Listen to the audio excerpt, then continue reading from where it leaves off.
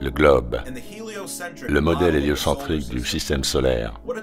Quelle incroyable et véritablement stupéfiante réussite de l'homme, qui a nécessité les efforts collectifs de quelques-uns des plus grands esprits de tous les temps sur une période de 2000 ans pour inventer ce modèle, une perle de l'ingénierie à rebours. Chaque objection faite à ce modèle rencontre toujours une explication inversée, parfaitement et judicieusement déguisée.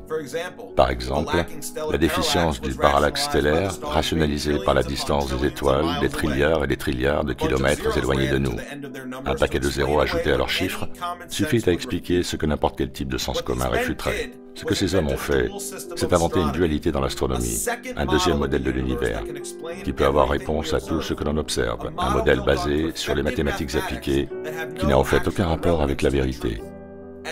Comme l'écrivit autrefois George Orwell dans son livre prophétique 1984, « Que sont les étoiles ?» dit O'Brien, nonchalamment. « Ce sont juste des points lumineux, distants de quelques kilomètres. Nous pourrions les atteindre si nous le voulions, ou nous pourrions les ignorer.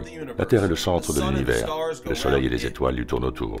Lorsque l'on navigue sur l'océan, ou lorsque nous prédisons une éclipse, nous le faisons en présupposant que la Terre tourne autour du Soleil et que les étoiles sont à des trilliards de kilomètres. Mais qu'en est-il réellement? Vous pensez que nous ne sommes pas capables de produire une telle dualité dans l'astronomie? Les étoiles sont soit proches, soit distantes, comme il nous convient. Et vous imaginez que nos mathématiciens sont incapables d'y faire face? Vous avez oublié la double pensée alors. Ces types ont inventé la dualité dans l'astronomie et ils s'émerveillent de leur réussite. En point final, nous placerons le Soleil au centre de l'univers.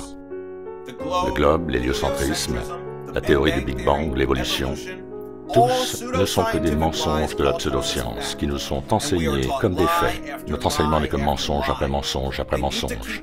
Ils doivent nous garder totalement ignorants et désinformés pour la même raison qu'ils n'ont pas éduqué les esclaves. Un esclave sans éducation est plus facile à contrôler qu'un esclave éduqué. Et l'esclavage existe encore aujourd'hui. On s'est juste débarrassé de la boule et de la chaîne. Au lieu d'un labeur forcé, nous sommes autorisés à l'illusion de l'éducation. Nous pouvons choisir notre profession.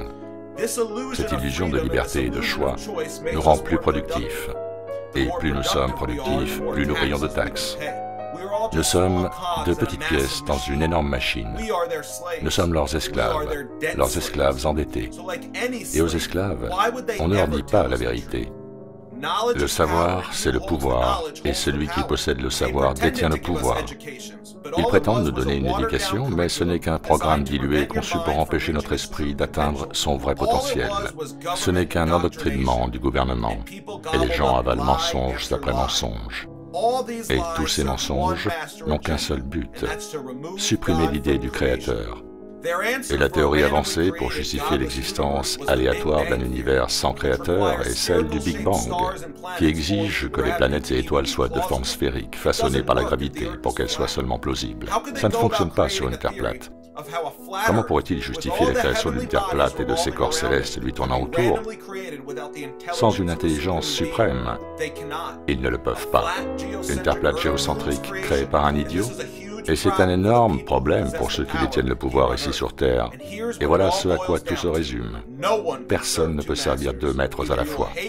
Vous détesterez l'un et aimerez l'autre. Personne ne peut servir à la fois le Créateur et l'argent, le Créateur et l'avidité, dans le même temps. La Bible décrit précisément une terre stationnaire avec des frontières, un début et une fin, comme toute chose. Donc si la Terre était plate, cela correspondrait à la parole du Créateur, et Satan, lui, n'a de cesse de nous dire le contraire de cette parole. Tous les mensonges de Satan masquent la vérité et nous éloignent du Créateur. Et il leur faut travailler dur pour oblitérer le Créateur, car personne ne peut servir deux maîtres en même temps. Ils veulent que l'argent soit votre maître. Ils veulent que vous soyez un esclave endetté dans l'immense pyramide monétaire à la Ponzi. Car c'est vous, le travailleur de base, qui permettez à cette matrix de fonctionner. Si les gens avaient vraiment conscience de l'existence d'un Créateur, qu'il y a réellement une vie après la mort, et que notre condition d'être physique sur cette terre n'est que comme un point minuscule sur un radar, alors ils cesseraient de se rendre à leur travail cul-de-sac pour un salaire d'esclave. Ils n'accepteraient plus l'endettement avilissant des banquiers qui nous contrôlent. Les gens choisiraient immédiatement le Créateur au lieu de l'argent. Et le système entier s'écroulerait. Tous ces mensonges minutieusement conçus n'ont qu'un seul et unique objectif, celui de supprimer la réalité du Créateur, de sorte que nous restions asservis à leur système d'endettement. Car encore une fois, il est impossible de servir deux maîtres en même temps.